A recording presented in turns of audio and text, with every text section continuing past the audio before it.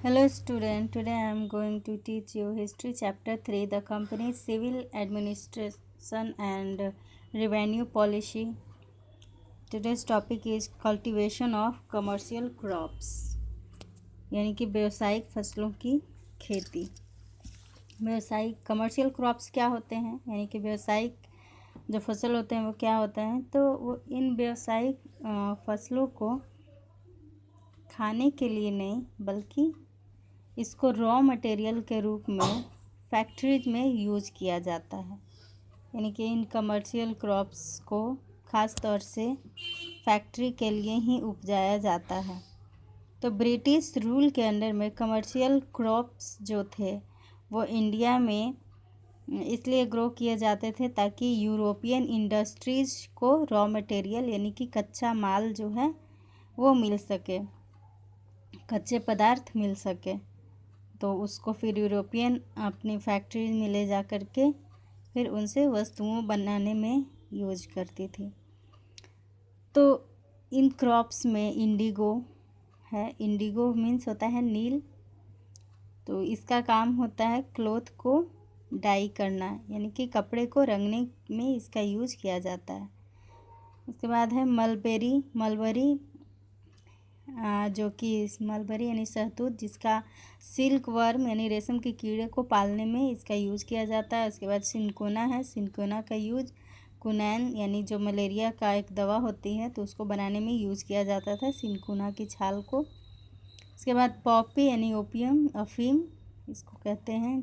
फिर इसके बाद है tea, coffee, sugar cane, oil seed, jute and rubber. तो इन सब का उपयोग किया जाता था रॉ मटेरियल के रूप में। तो ये क्रॉप्स जो थे ये लार्ज स्टेट में उगाए जाते थे और उसको प्लांटेशन बोला जाता था, और इसके ऑनर जो होते थे उनको प्लांटर्स बोला जाता था। तो मोस्ट प्लांटर इंडिया के जो थे वो ब्रिटिश या यूरोपियन ओरिजिन के थे, यानी कि इन प्लांटर्स में इंडिया के लोग यानी इंडियंस जो थे वो नहीं के बराबर थे।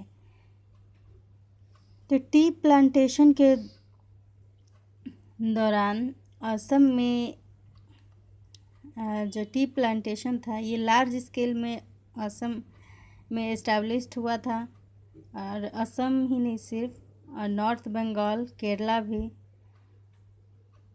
और कुछ फैक्ट्री जो थी वो इंडिगो,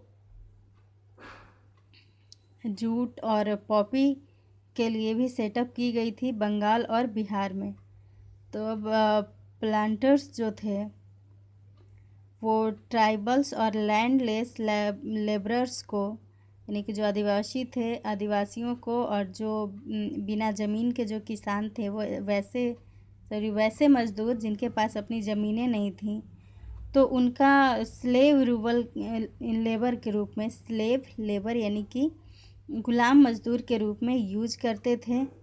और वो पीजेंट्स को भी यानी किसानों को भी वो ये फोर्स करते थे कि वो कमर्शियल क्रॉप्स ही उगाएं और उनकी फैक्ट्रीज़ में लो प्राइस पे बेचें। इंडिगो कल्टीवेशन, इंडिगो क्या है? तो इंडिगो एक नेचुरल डाई है और इसको एक प्लांट से एक्सट्रैक्ट किया जाता है, प्लांट से निकाला जाता है, और इसका यूज जो होता है कपड़े को रंगने में किया जाता है। और एंशियंट टाइम से ही एक पॉपुलर डाई था और जिसको कि एक्सपोर्ट भी किया जाता था, यानी प्राचीन काल से ही इंडिया जो था इंडिगो यानी नील का निर्यात करते आ रहा है, यानी कि वो प्राचीन काल से ही दूसरे देशों को नील जो है बेचते आ रहा है प्राचीन काल से ही।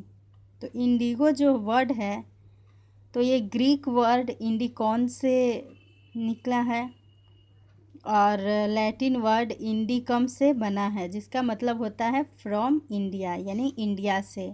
इंडिगो का मतलब होता है इंडिया से। तो 17th सेंचुरी में इंडिगो जो था, 17th सेंचुरी से ही इंडिगो जो था वो इंडिया से एक्सपोर्ट किया जाता था। इंग्लिश ईस्ट इंडिया कंपनी के द्वारा एक्सपोर्ट किया जाता था, और ये इंग्लिश टेक्सटाइल इंडस्ट्रीज़ में यूज होता था, यानी कि जो इंग्लैंड टेक्सटाइल इंडस्ट्री में यूज होता था, यानी कि इंग्लैंड में जो भी वस्त्र बनाने का जो कारखाना था तो वहाँ पे इंडिगो का यूज किया जाता था। तो अर्ली 18th सेंचुरी में 18वीं शताब्दी में इंडिगो जो था वो यूरोपियन कॉलोनी में यानी अमेरिका और कैरेबियन के यूरोपियन कॉलोनी में भी उगाया जाने लगा और 1719 के आसपास ब्रिटेन का जो सप्लाई था इंडिगो का वो अमेरिका और कैरेबियन से ख़त्म हो गया। मतलब कि अमेरिका और कैरेबियन से इंडिगो सप्लाई होना बंद हो गया और इस टाइम जो मैकेनाइज्ड टेक्सटाइल इंडस्ट्री थी उसका ग्रोथ हो रहा था। इसी टाइम औद्योगिक क्रांति भी इंग्लैंड में ही शुरू हुई थी। तो अब मशीनों से कपड़ा बनाने का जो था विकास हो रहा था और प्रिंटेड क्लॉथ की डिमांड जो थी वो बहुत ही हाई थी। ब्रिटेन में भी इंडिगो की डिमांड जो थी वो बढ़ गई थी क्योंकि ब्रिटेन में बहुत सारी फैक्ट्रीज़ थी, ये टेक्सटाइल इंडस्ट्रीज़ थी, तो वहाँ पे ज़रूरत थी इंडिगो की ताकि वो कपड़ों पे प्रिंट कर सके, कपड़ों को रंग सके। तो कंपनी ने ये ट्राई किया कि इंडिगो प्रोडक्शन को इंडिया में इंक्रीज़ करें, यानी इंडिगो की खेती को वो इंडिया में बढ़ाएं और स्पेशली बंगाल और बिहार में बढ़ाने के उसने जो है सोचा। तो कंपनी ने कुछ इंडिगो प्लांटर्स जो थे उनको भी वो जो वेस्ट इंडीज़ के इंडिगो प्लांटर्स थे जो कि इंडिया में सेटल होने के लिए उनको कंपनी ने इनकरेज किया, उनको इंडिया में सेटल होने के लिए बोला। तो परमानेंट सेटल के अंडर में इंडिगो जो प्लांटर थे तो उनको ज़मींदारी राइट मिल गया और जो एक्चुअल कल्टीवेटर्स से लेकर के जो टेनेंट्स थे तो ये कम हो गए। प्लांटर को जब ज़मींदारी राइट मिल गया तो अब एक्चुअल कल्टीवेटर भी कम हो गए और टेनेंट्स भी कम हो गए और ज़्यादा इंडिगो ग्रो करने के लिए और फैक्ट्रीज़ बनाने के लिए प्लांटर्स ने मनी जो है लोकल बैंकर से बोरो किया, उधार लिया और फिर यूरोपियन एजेंसी हाउसेज से भी उधार लिया। ये भी यूरोपियन एजेंसी हाउसेज जो थी ये भी बैंक के समान ही थी। तो मेथड्स क्या था, तो इंडिगो प्रोडक्शन जो था वो या तो रैयती सिस्टम या निज सिस्टम के रूप में ऑर्गेनाइज था।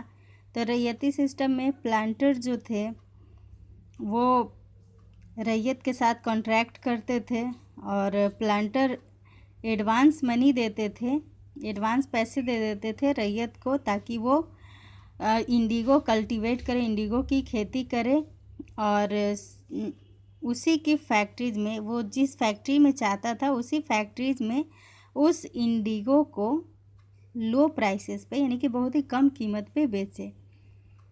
तो रैयत जो थे वो अपना लेबर प्लॉ और ब्लॉक्स यानी कि वो जो थे अपना मज़दूर और खेती के लिए जो भी हल वगैरह यूज होता था उसको और अपने बैलों को वो यूज करते थे। तो प्लांटर्स ये क्लेम करते थे कि उन्होंने जो एडवांस दिया है वो लोन था, वो एडवांस नहीं था, वो लोन था और जिसको कि पीजेंट को रीपे करना होगा और ये रीपे वो लगातार इंडिगो की सप्लाई करके इसको चुका सकते हैं। इस लोन को वो लोन जो कि उसने एडवांस के तौर पे दिया था उसको इंडिगो की सप्लाई करके चुकाना होता था। यदि रैयत इनकार करता था तो उसको बुरी तरह से मारा जाता था, उसके पशुओं को ले लिया जाता था, सीज कर लिया जाता था और उसके घरों को तोड़ दिया जाता था प्लांटर्स के द्वारा। प्लांटर्स के जो प्लांटर के द्वारा लठियाल थे जो हायर किए जाते थे और यही जो लठियाल थे यही रैयतों के साथ बहुत ही बुरा व्यवहार करते थे, उनको मारते पीटते थे, उनके पशुओं को ले लेते थे, उनके घरों को तोड़ देते थे। जो लठियाल थे ये ऐसे व्यक्ति थे जिनके पास लाठी होती थी या तो स्टिक होती थी। तो पीजेंट्स का यानी किसान का कोई भी मतलब ऐसा कोई पोजीशन नहीं होता था कि वो वापस में फ़ाइट कर सके, मतलब कि उनके अंदर विरोध करने की शक्ति नहीं होती थी, क्योंकि लीगल सिस्टम जो था वो प्लांटर के फेवर में था। इस वजह से वो वापस से फाइट भी नहीं कर सकते थे। नीच सिस्टम में क्या था, तो नीच सिस्टम में प्लांटर जो थे वो वो या तो लैंड को ख़रीदते थे या रेंट पे लेते थे और इंडिगो ग्रो करते थे, और वो पीजेंट को हायर करते थे, और पीजेंट्स के पास हल और गाड़ी होनी चाहिए, हल होनी चाहिए, उनके बैल होने चाहिए, ताकि वो जो है इंडिगो को प्रोड्यूस कर सकें, यानी कि इंडिगो फसल उपजा सकें और उसको ट्रांसपोर्ट भी कर सकें, यानी कि ये फैक्ट्रीज तक पहुंचा सकें। और उन पीजेंट्स को इसके बदले में डेली मजदूरी मिलती थी, वो भी मजदूरी बहुत कम होती थी। तो दोनों सिस्टम ही जो था, दोनों तरह का नीज और रैयत सिस्टम जो था, दोनों ही ऑप्रेसिव था पीजेंट्स के लिए, मतलब कि बहुत ही ज़्यादा दोनों से ही पीजेंट को नुकसान ही था। और इसी वजह से मिड 19th सेंचुरी में रिवॉल्ट हुआ।